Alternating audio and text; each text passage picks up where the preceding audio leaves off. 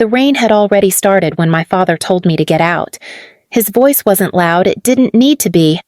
Pack your things. Emily, I'm done. That sentence carved through me sharper than any scream. My name is Emily Carter, 29, a marketing specialist in Colorado Springs. I'd been living in my parents' guest house for 3 years, paying $100 to $500 a month toward their mortgage while saving for a place of my own. It was a quiet, structured life work. Sleep, save, repeat, until my younger brother Ryan Carter crashed back into town. Ryan, 25, had a gift for chaos. He'd lost another bartending job in Denver and returned home with a duffel bag full of designer clothes and unpaid credit cards.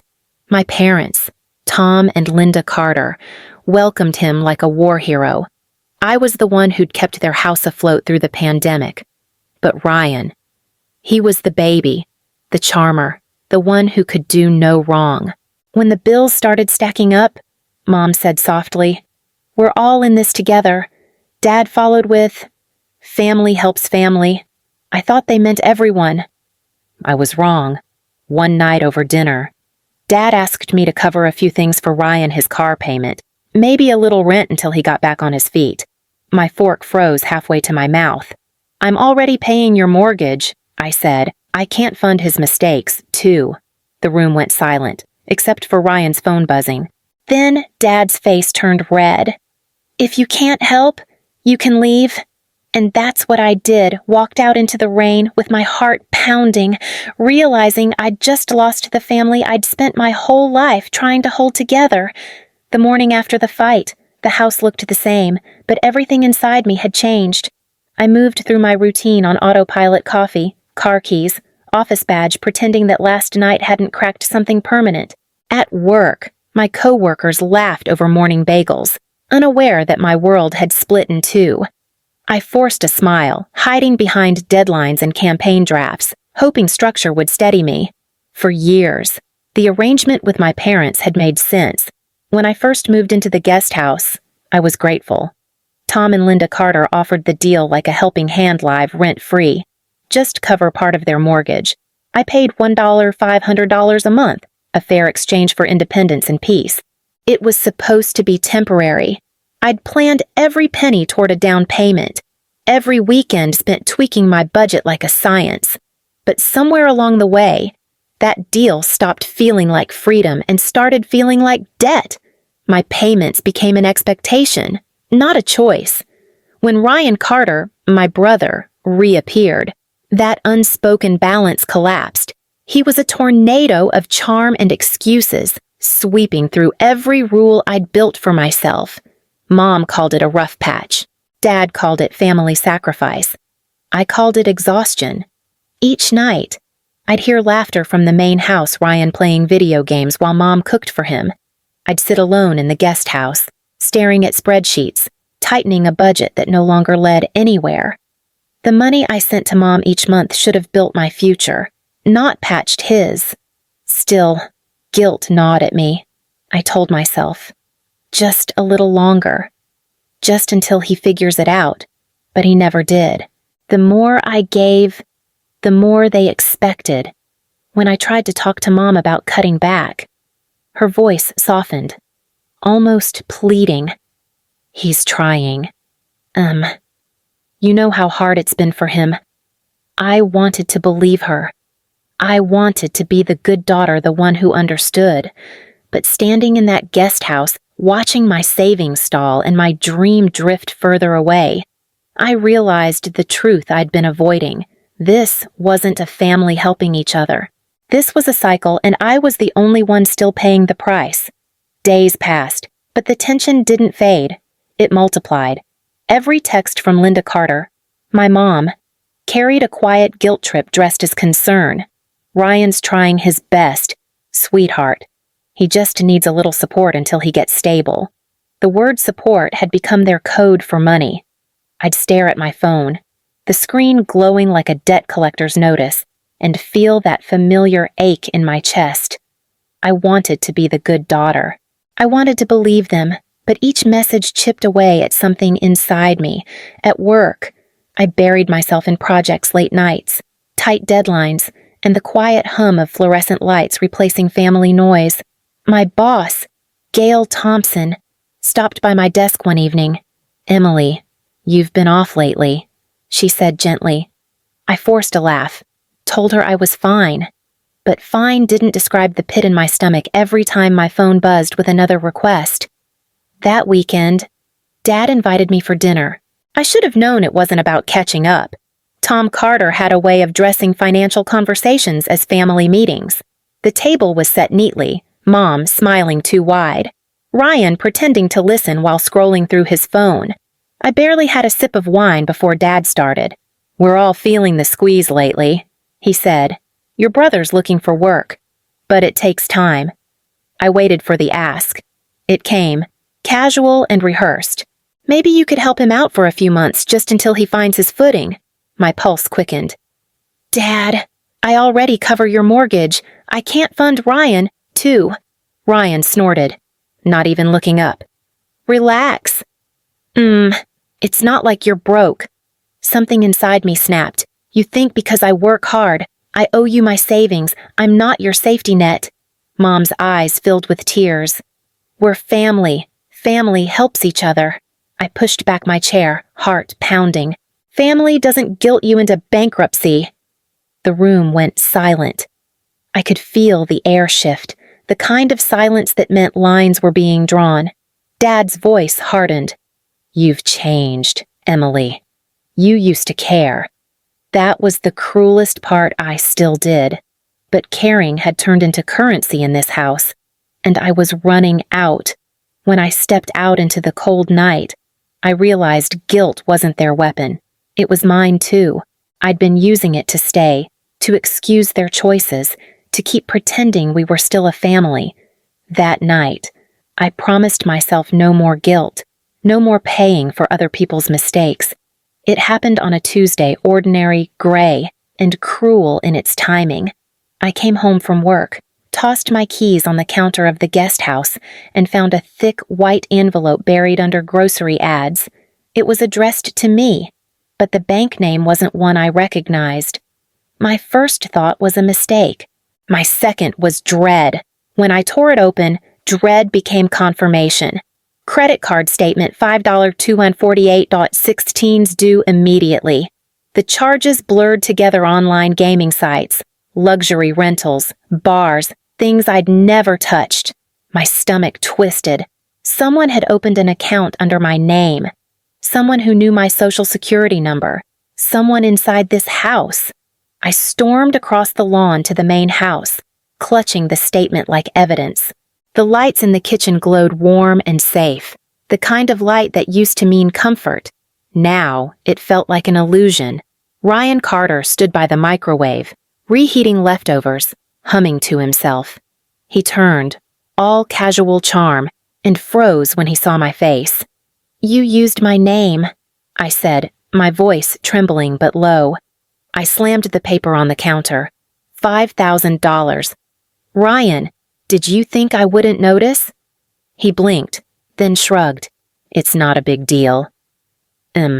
I just needed a card to float me until I get my next job." "Float you." My hands shook. "That's fraud." He laughed, the sound sharp and dismissive. "Come on, you've got money. Just pay it off for now." That sentence cracked something in me. I wasn't angry, I was done.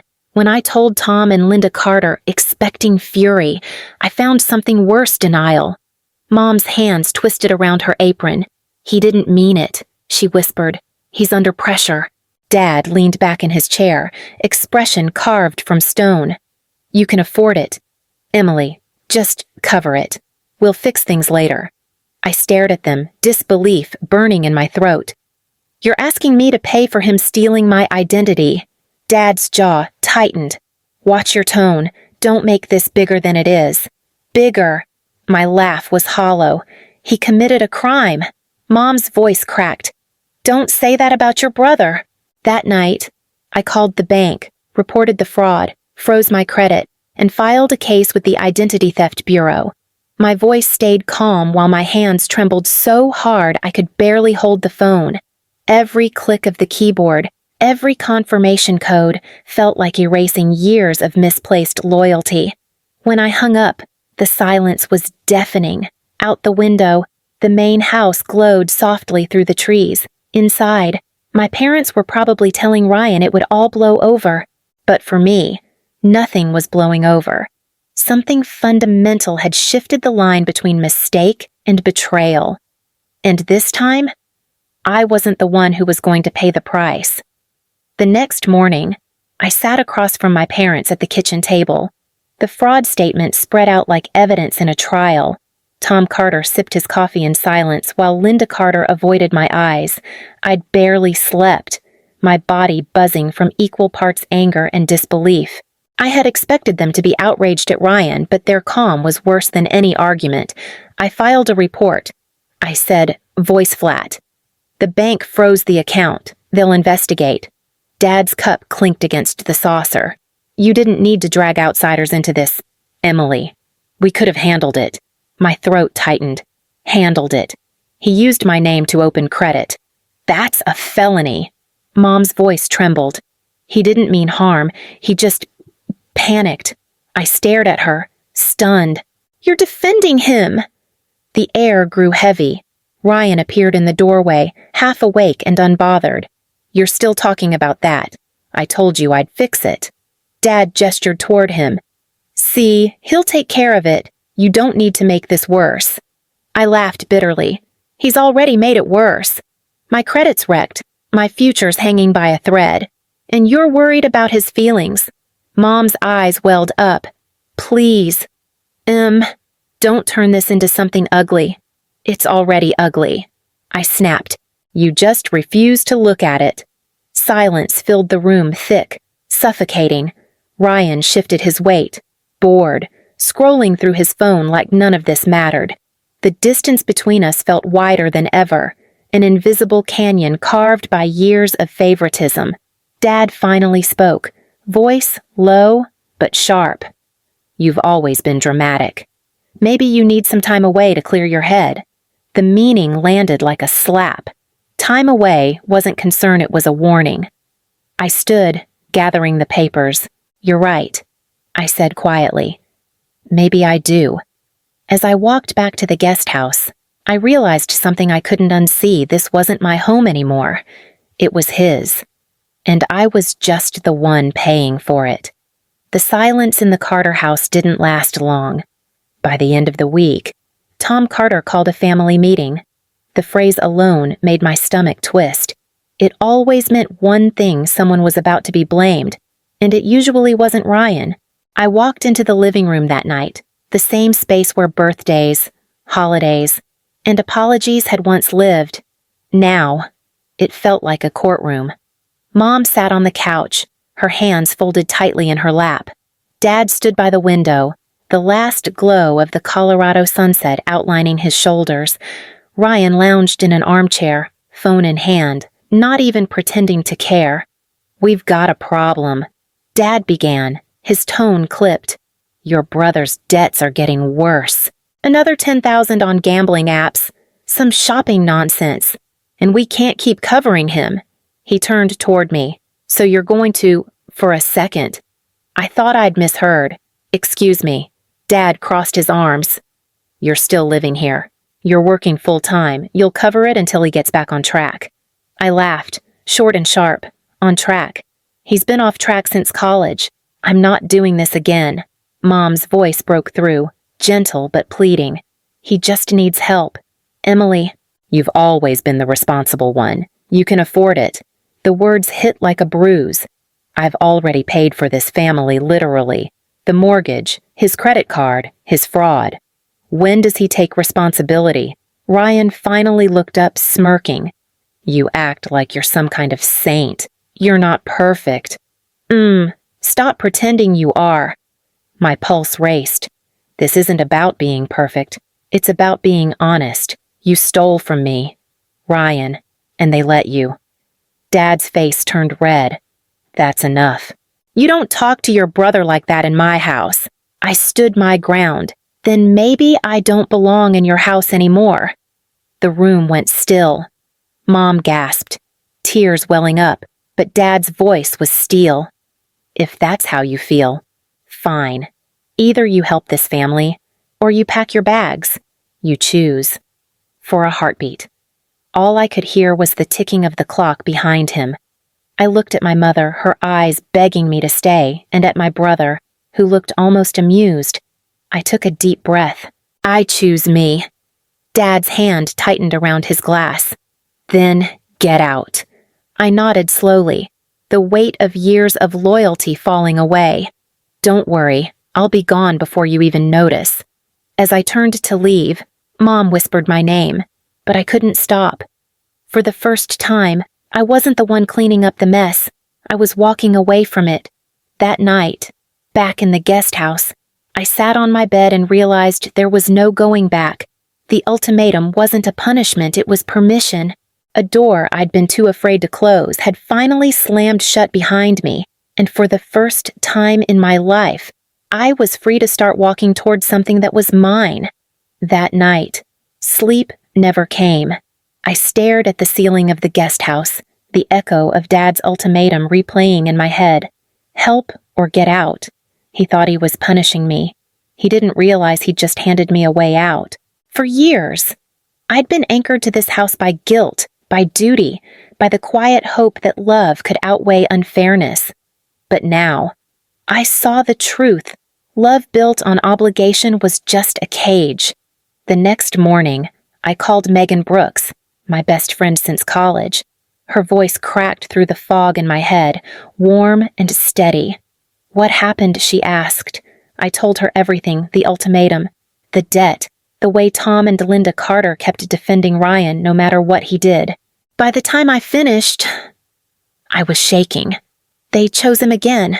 Meg. They always do. There was no hesitation in her response.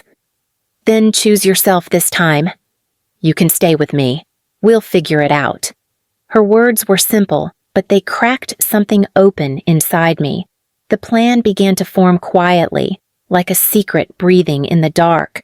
I started by checking apartment listings, calculating what I could afford on my salary. I met with my bank to separate my accounts from my parents', making sure Ryan couldn't reach another dollar with my name on it. Each click of paperwork, each new password felt like peeling off invisible chains. At work, Ethan Ross, my colleague, noticed I was quieter than usual. Over lunch, I told him I might be moving out. He nodded. It's about time. Emily, you've carried that family long enough. His words stayed with me. That evening, I walked through the guest house with new eyes. It had once been my safe place, a symbol of independence. Now it felt smaller, suffocating, filled with the echoes of other people's expectations. I began to pack slowly, one box at a time, labeling each as storage so no one would ask questions. For the first time in years, the idea of leaving didn't terrify me. It thrilled me. This wasn't running away. It was reclaiming something I'd lost long ago myself. Saturday arrived cold and quiet, the kind of morning that felt suspended between endings and beginnings. My parents and Ryan Carter had left early for a cousin's wedding 2 towns over, which meant the house was finally, mercifully silent. I stood in the doorway of the guest house, coffee in hand, staring at the walls that had witnessed every argument, every compromise. Every time I'd swallowed my voice to keep the peace, this place had given me shelter, but it had also drained me dry. Today, I would leave it behind. Megan Brooks arrived first, her small hatchback filled with empty boxes and optimism. Minutes later, Ethan Ross pulled up in a rented moving van, sleeves rolled to his elbows and determination in his eyes. "Let's get you out of here," he said, grinning. I laughed for the first time in weeks. We moved quickly, almost wordlessly, packing what really mattered: clothes, work files, my laptop, a few framed photos from the days when things still felt simple. The rest I left behind: furniture, old curtains, even the rug I'd bought my mom last Christmas. I didn't need physical weight to remember the emotional kind. By noon, the van was full. The guest house stood empty, hollow, echoing with the sound of my freedom. I walked from room to room one last time, fingertips brushing against the cool walls. There were no tears, no dramatic goodbyes, just a quiet peace I hadn't felt in years. At the small desk by the window, I left an envelope with my name on it. Inside was a note, written in my neatest handwriting. Mom. Dad. For 3 years, I've helped you carry this house. You told me to get out, so I am. I'm not responsible for Ryan's choices or his debts. I'm done. I set the keys beside it, closed the door gently, and stepped into the crisp Colorado air. Megan hugged me tight before climbing into her car. Ethan started the van, the engine rumbling like a heartbeat. As we drove away, the house grew smaller in the rearview mirror until it disappeared completely. For the first time in forever, I wasn't running from guilt, I was walking toward peace. 3 weeks passed before the first message appeared on my phone. I was standing in the small kitchen of Megan Brooks's downtown apartment, stirring coffee, when it buzzed against the counter. Mom, I hadn't seen her name light up my screen since the day I left. Emily, please call me. It's urgent. I hesitated, then opened the next one. The bank is threatening foreclosure. We can't make the payments without you. The words hit like ice water. I'd known this day would come, but part of me still wasn't ready for it. For years, I had been the quiet engine keeping that house alive. Without me, the gears were finally grinding to a stop. When Mom called that evening, her voice trembled through the speaker. Please, just pay a little longer until we figure things out. I stared out the window at the city lights. You told me to leave. Mom, you made your choice. She began to cry softly.